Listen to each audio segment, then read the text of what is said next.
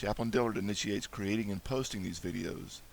Their contents and YouTube's linked videos do not necessarily reflect specific beliefs, practices, requirements, or endorsements of the Department of Defense, its subordinate organizations, or other groups with which Chaplain Dillard is affiliated.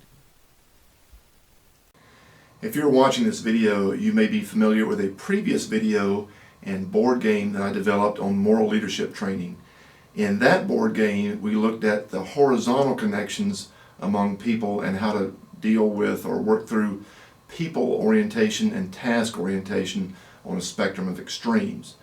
This video on moral leadership training and the board game that goes with it is a follow-up to that, and also looks at the horizontal connection among people and power differentials, but goes more deeply into the internal awareness of emotional intelligence. So what are power differentials? Well, power differential comes from cultural values that assign different weight to individuals within groups. So based on different cultural values, your weight or your clout or your power may be more or less compared to other people, your work team, your family, your friends, whomever.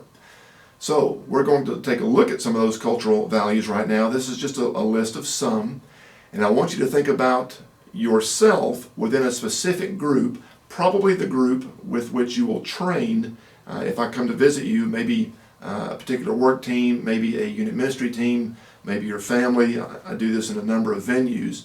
Think of yourself compared to the other individuals in that group, and you will see that you'll have some weight, a little more weight or much weight, according to values such as these.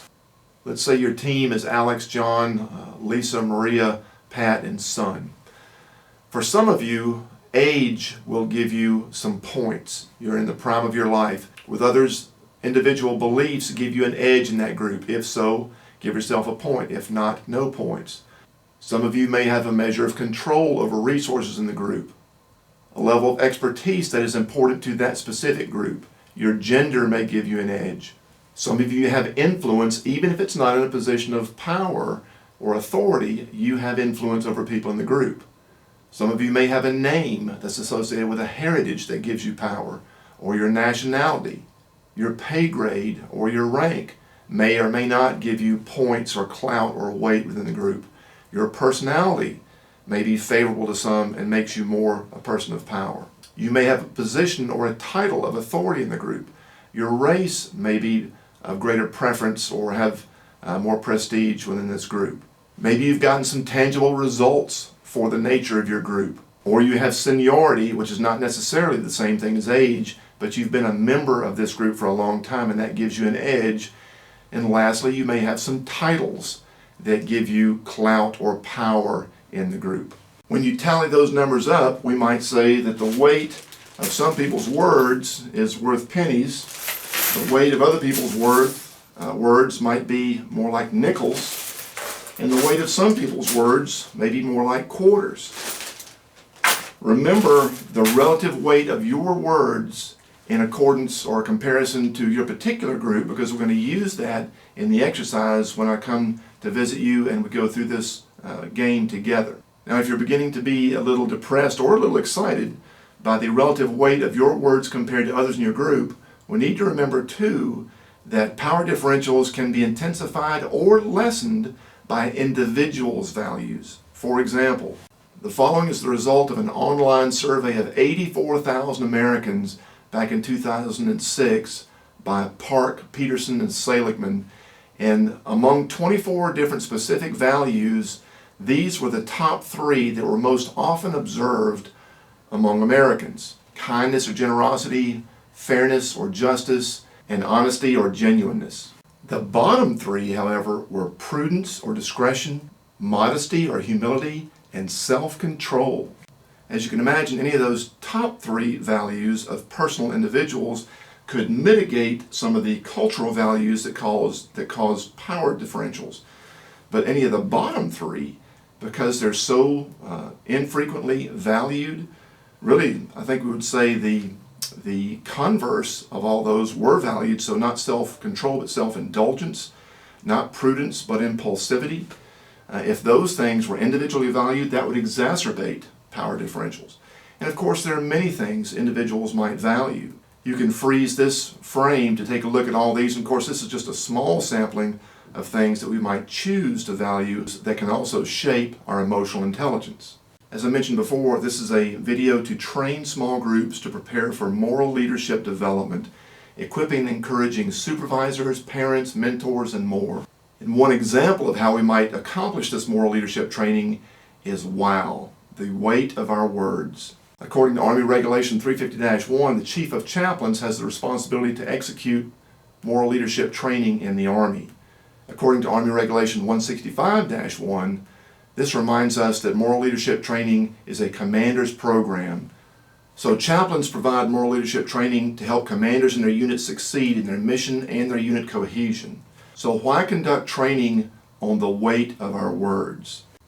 Because most problems with power differentials are unconscious and therefore unaddressed. Unconscious power differentials breed groups that lack the trust and honesty needed for success. For example, compliant yes men, deferring to those perceived as having more power, or contending opponents, struggling with personal angst to hear or to be heard, or confused junior varsity. They're here, but they lack opportunity or confidence to contribute. Conscious power differentials that go unaddressed exacerbate each one of these problems. Yes men are expected, whether those with more power intend this or not. Opponents perceive even more threat to their worth and purpose in the group, and the JV members are even less likely to contribute to the group. This model can build emotional intelligence for cohesion and mission success.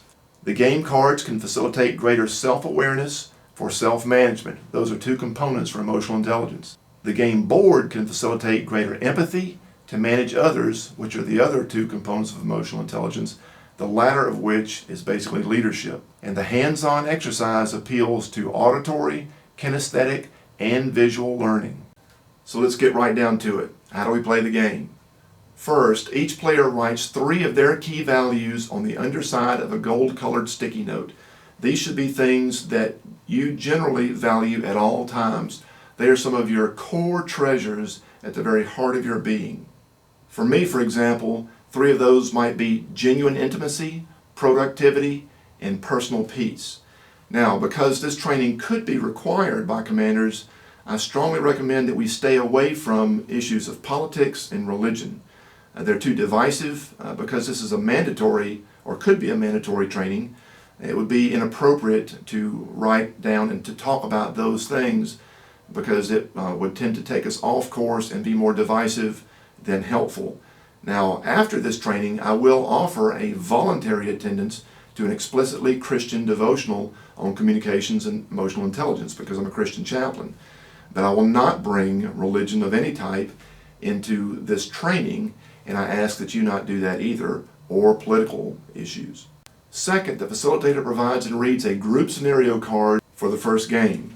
There are about 20 of these different cards, and we can pick one that is appropriate for this type of group, and depending on the time and your interest, we may be able to play several scenarios. Then each player will draw one personal externals card, and we'll choose one of the 5 different scenarios here that might apply to that group scenario. Now, on the 5 lines are at least 2 options, opposing options, sometimes even 3. Mine, for example, says that a family member's illness is gone or is not gone. I'm going to choose a family member's illness is not gone, and that really kind of exacerbates my angst about having to chip in to pay for coffee when I don't drink coffee at work. And I'm going to lay this down here on top of my personal values that can either be a weight or a comfort, depending on how I might perceive it, to those personal values. But only I see these unless I want to talk about them. These are my personal world, but they influence how I will interact with others. And as you can imagine, that specific group scenario, if you paused it to read about the office coffee spot, that in combination with having to take care of my loved one who's not getting better might exacerbate or really hook my personal peace.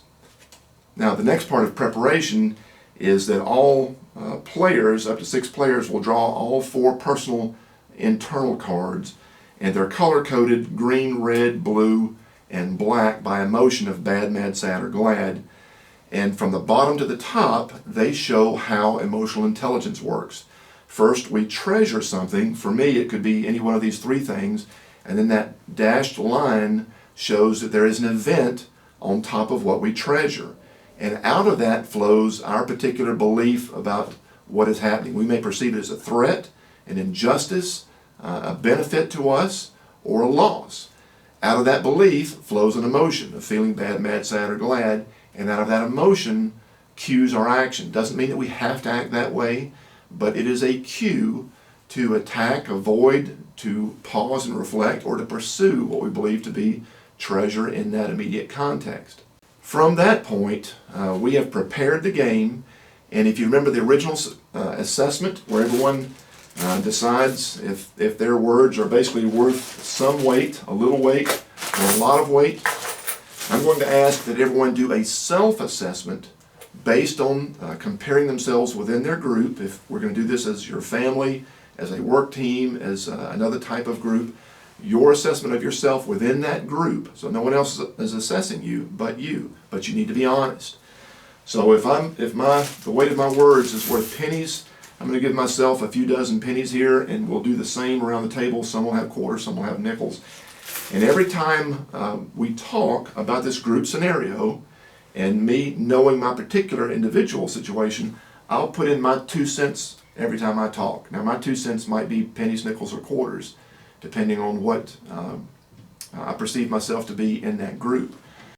Now, the specific phrases around the board, here's my 2 cents, penny for your thoughts, for what it's worth, they're only reminders that we still use these idiomatic expressions. You don't have to use the expression in front of you just because it's there. You don't have to use any of them. They're just alternating so that you can be reminded that, in fact, this is a real dynamic in discussion.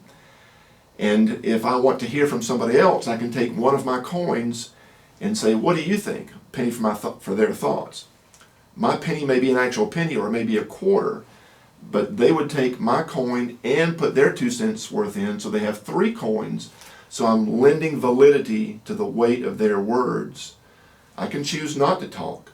I can talk more, but if I'm going to talk more, I'll put in an additional 2 cents if I'm talking longer, and then maybe even 2 more cents, which helps me to think, am I talking too much? Do I need to provide opportunity for others to speak? So this is very much about individual self-awareness. Where is my communication coming from within me? What is the impact on others?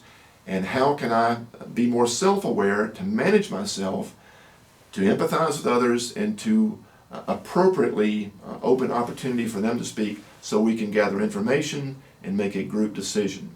Somebody else will put in their 2 cents when they want to talk, and the board will begin to tip. The goal is not to balance the board. The goal is simply to be aware of what is driving you to talk or not to talk. That's part of emotional intelligence.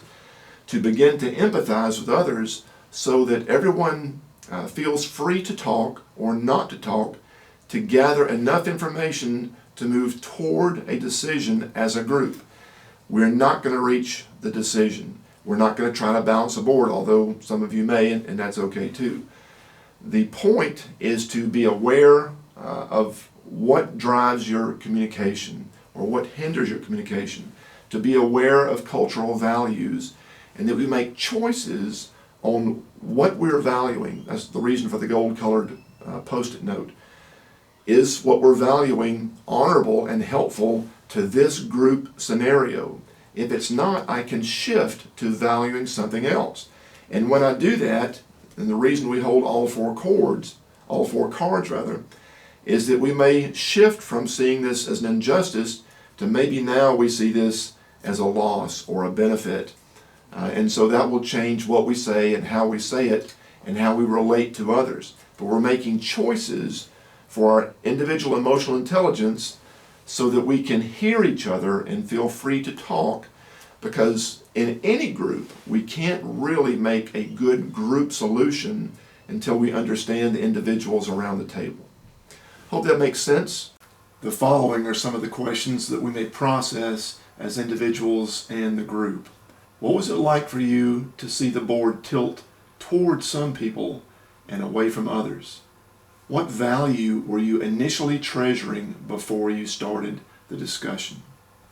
Looking back on the actual worth of that initial value in this group's conversation, would you say that value was solid gold, unrefined gold, merely gold-plated, or maybe even fool's gold? What was your external event and how did it influence you in this discussion? What other real external events did influence your focus and your participation, and how? In regarding this exercise, what are some takeaways for your work, your family, and other group relationships? I look forward to working with you. If you have any questions or if you'd like me to come and give this training to your group, give me a call, shoot me an email. My contact information is on the following slide. At the release date of this video, I am stationed with Research, Development, and Engineering Command, RDECOM, at Aberdeen Proving Ground, Maryland. Because the majority of our personnel are in this area, I spend most of my time here. I do, however, travel to our distant units based on command priorities and budget. I place these videos on YouTube for broad visibility to Army personnel and their families, but I hope the videos will be helpful to others too. If you are assigned to RDECOM and want to request specific topics by video, training on site or by VTC, or confidential counseling on site or by secure webcam, you can contact me at jeffrey.d.dillard.mil@mail.mil.